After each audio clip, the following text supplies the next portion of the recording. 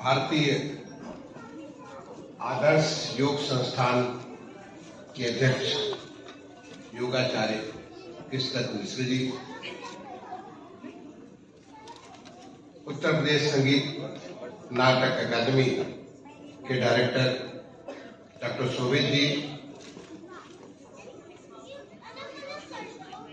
इस संस्था के प्रशिक्षक राजकुमार राज जी, संस्था से जुड़े हुए तमाम सारे सम्मानित बंधुगण, देवियों, सज्जनों, प्यारे बच्चों,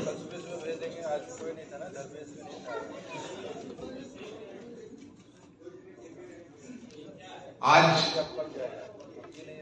एक संस्था अपना 2 साल पूरा करके स्थापना दिवस मना रही है। इसके लिए मैं संस्था परिवार को, संस्था से हर एक जो जुड़ा हुआ है उसको अपनी तरफ से बहुत बहुत बधाई देता हूं और शुभकामनाएं देता हूं कि जो ये आपने एक नई यात्रा प्रारंभ की है, यात्रा अनंत यात्रा के रूप में संस्था चलती जाए और समाज में जो योग के माध्यम से एक स्वस्थ नागरिक बनाने का जो कार्य प्रारंभ हुआ है, योग के माध्यम से सुदृढ़ सशक्त नागरिक बनाने का जो प्रयास प्रारंभ हुआ है, उस प्रयास में आपका योगदान लगातार समाज को मिलता है। इसके लिए मेरी बहुत बहुत शुभकामनाएं।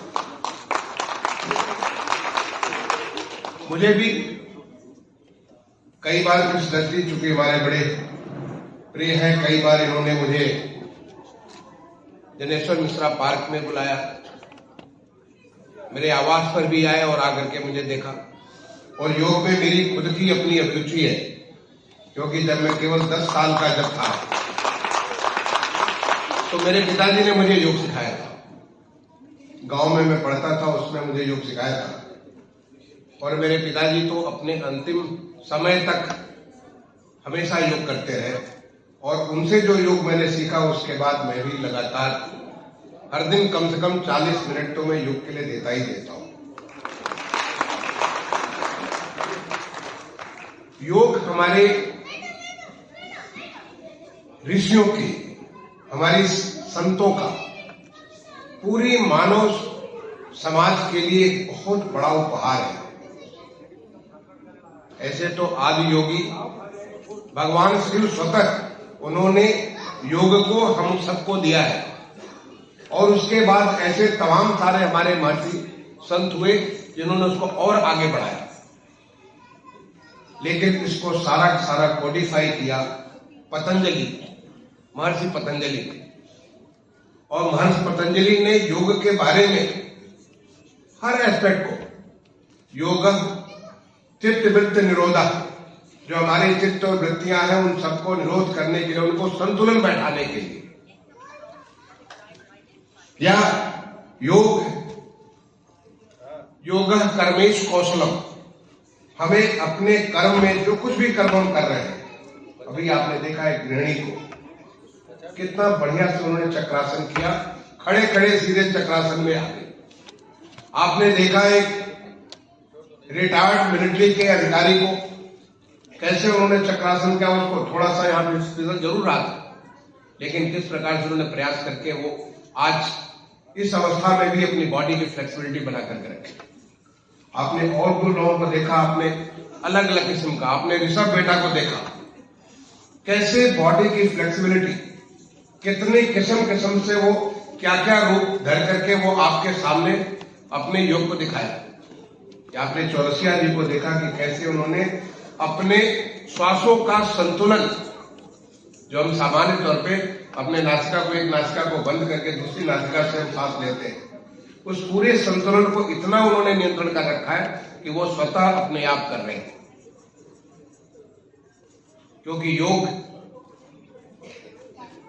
एक ऐसा साधन हमारे पूरे विश्व समुदाय को दिया हमारे ऋषियों ने, और जिसको आज पूरे विश्व में अंतर्राष्ट्रीय योग दिवस के रूप में 21 जून हर साल को मनाया जाता है। आज पूरे विश्व को इस हमारे देश के संतों की सौगात को पहुंचा दिया। पूरा विश्व आज इसके बारे में, ये पहला एक ऐसा हमारे राष्ट्रीय जो हमारा यूएन है, यूनाइटेड नेशंस ऑर्गेनाइजेशन, यूएनओ का एक ऐसा पहला प्रस्ताव था जिसपे भारत के प्रस्ताव को 173 देशों ने उसको रेटिफाई नहीं किया, बल्कि वो उसके भी प्रस्तावक बने। इस प्रकार का कोई प्रस्ताव पूरे यूएन के इतिहास में नहीं हुआ था। ये बताता है कि योग के बारे में कितने विश्व समुदाय में इसके प्रति लोगों की आस्था है। योग हमारे जीवन को गीता में कहते हैं समत्वम योग सूचक समत्वम योग मुच्यते, यानी योग हमारे जीवन में संतुलन लाता है। हमारा जो एक भौतिक शरीर है, हमारा एक आध्यात्मिक शरीर है, हमारा एक जो हमारे ऊपर विस्तार है उसका, वो सारी की सारी चीजों को एक संतुलन लाता है। और योग की जब हम बात करते हैं तो कुछ लोग तो समझते हैं कि केवल योग का मतलब आसन करना है। केवल आसन नहीं है, बल्कि इसको जो है आस्थान प्राणायाम, आस्थान 8 अलग अलग रूप में, पहले यम, उसके बाद नियम, फिर उसके बाद आसन, उसके बाद प्राणायाम, प्राणायाम के बाद प्रत्याहार, प्रत्याहार के बाद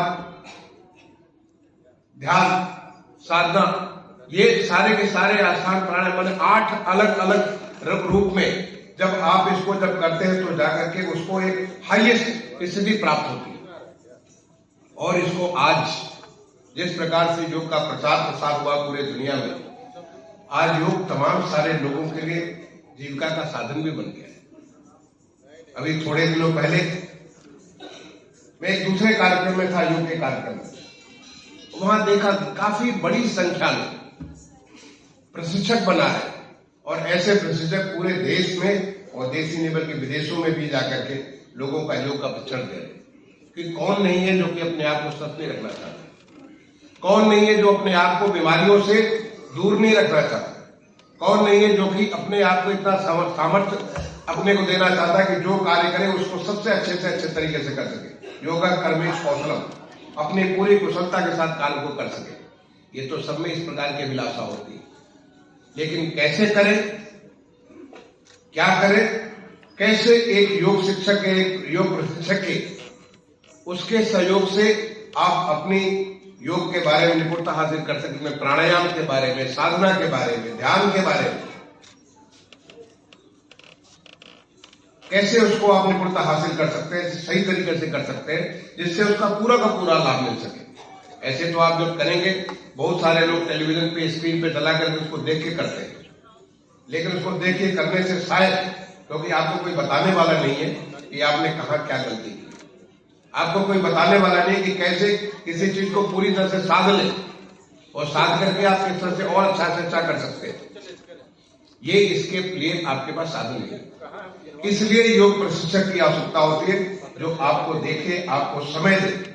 ऐसे जैसे स्कूल में टीचर होते हैं और स्कूल में टीचर बच्चों को उन्हें पढ़ाते हैं, उन्हें पढ़ा करके उनको अपनी जिस किसी विद्या जो भी ज्ञान से दे रहे उसमें उसको निपुण बनाते हैं। इसी प्रकार से योग प्रशिक्षक हमारी उस साधना में हमारा मदद करके हमको उस चीज में ऐसा निपुण बनाते हैं जिससे जो भी प्रक्रिया हो, जो आप आसन कर रहे हैं, जो आप प्राणायाम कर रहे हैं, जो आप अन्य जो क्रियाएं आप कर रहे हैं, उन क्रियाओं का पूरा लाभ आपको मिले। और इसलिए आज पूरे विश्व समुदाय में योग प्रशिक्षकों की आवश्यकता पड़ गई। आज पूरे देश में आप जहां कहीं भी जाए ऐसा माहौल आपको नहीं मिलता। आज आप कहीं भी जाए, किसी भी पार्क में जाए, आप सुबह के वक्त देखेंगे तो वहां पे लोग बैठे हुए योगा कर रहे हैं और कोई प्रशिक्षक उनको प्रशिक्षित कर रहा है। तो मैं समझता हूं कि ये तो अभी केवल 2 साल हुआ है, अभी तो आपको बड़ी लंबी यात्रा करनी है। उस लंबी यात्रा के दौरान आप अभी लोगों को ट्रेन कर रहे हैं।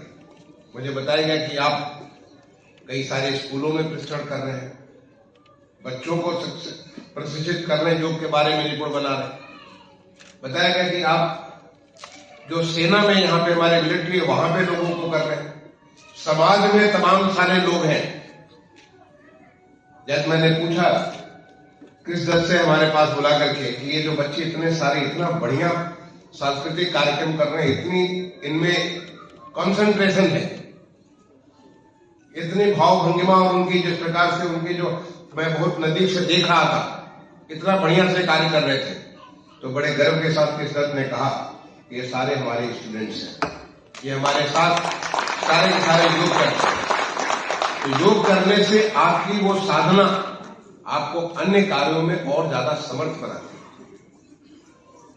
बच्चे किसी भी स्कूल के हो, एक बार आपने योग किया और योग करने पे आपको, जैसे मैंने बताया कि पिताजी ने मुझे 10 साल की उम्र में सिखाया और मैं अपने योग को तब से कर रहा हूं और लगातार करता हूं। शायद ही कभी कभी नागा हो जाता किसी कारणों से, अदरवाइज मैं नित्य करता हूं।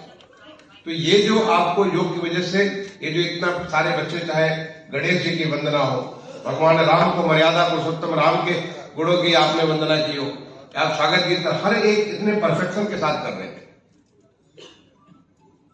आप अभी सुन रहे थे हमारे चतुर्वेदी जी को, वो भी एक योग साधना, जिस प्रकार से उन्होंने भगवान आदि योगी भगवान शिव की आराधना शुरू की और सबको उन्होंने, सबके हाथ हिलने चालू हो गए, सबके जो है अपने चेहरे के ऊपर एक अलग किस्म की आध्यात्मिक ऊर्जा आ गई। निश्चित तौर पे वो स्वयं भी योगी होंगे तभी इस प्रकार की, इस तरह की ऐसे भाव को ला सकते हैं। मुझे किसी और कार्यक्रम में कहीं और जाना है बैक आवश्यक, इसकी वजह से मैंने रिक्वेस्ट किया किस दर से। ऐसे तो मैं सोचता हूँ आधा घंटा पौन घंटे का आपका कार्यक्रम है और आप सब बड़े चाव के साथ उनको, क्योंकि मैं कई बार उनको सुन चुका हूं। मैं देखता हूं कि जब एक बार उस लहर में आ जाते हैं तो फिर वो अपने आप को खो देते हैं, और जब वो अपने आप को खो देते हैं तो सामने का दर्शक भी अपने आप को खो देता है। तो इस भाव के साथ जो योग के माध्यम से जो आप में भगवान राम की, चाहे वो मर्यादा पुरुषोत्तम भगवान राम की जो शक्ति, अगर उसके पीछे जाके देखें तो उसके पीछे योग की साधना हो।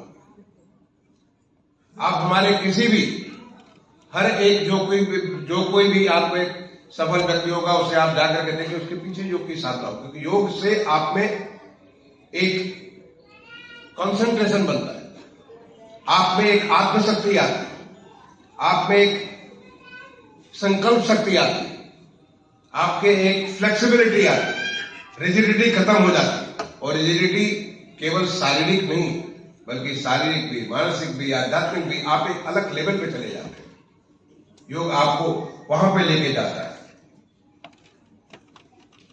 योग तो हमारे, आप महावीर को देखिए, भगवान महावीर, अभी जयंती थी, महावीर जयंती थी।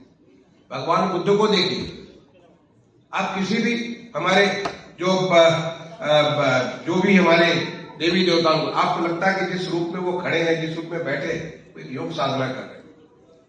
और शिव तो आदि योगी है, उनका हर एक, चाहे वो तांडव कर रहे हो, चाहे वो बैठे हुए कहीं पे हो, हर रूप में उनको आप योगी रूप में देखते हैं। भगवान कृष्ण, आप उन्हें योगेश्वर कहते हैं,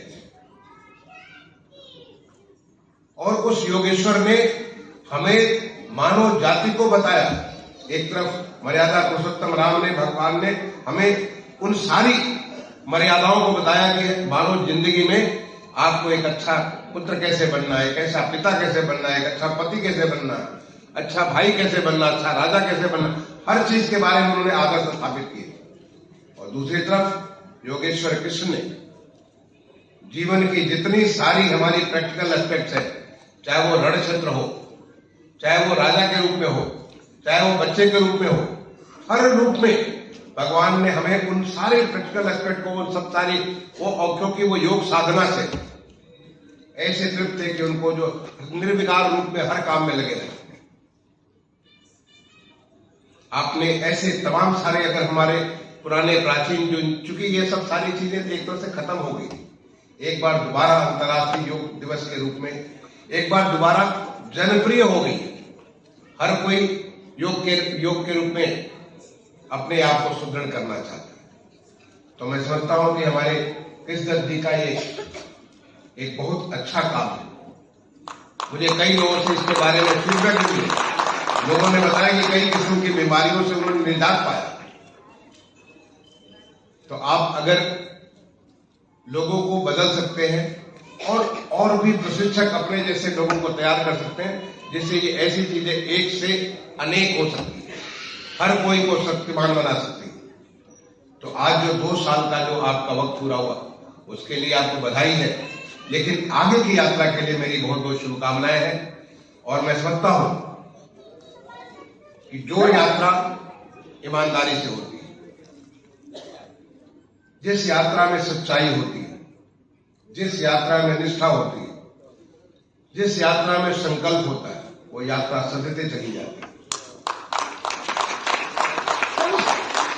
मैं आपको यही आशीर्वाद दूंगा, एक मेरे सामने बच्चे हैं, आपको यही आशीर्वाद दूंगा कि आप मानव कल्याण के लिए काम करें।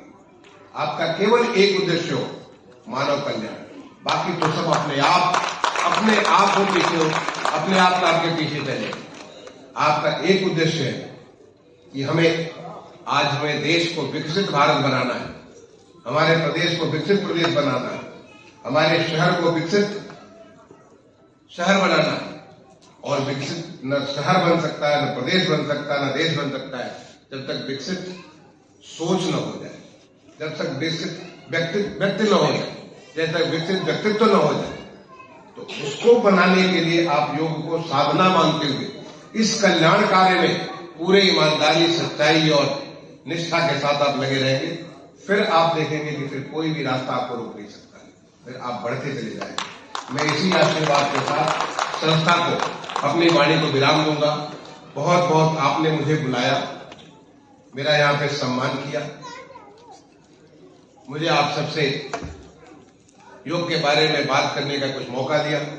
मैं इसके लिए आपको बहुत बहुत धन्यवाद देता हूँ और आपको बहुत बहुत शुभकामनाएं। धन्यवाद। जय हिंद, जय भारत।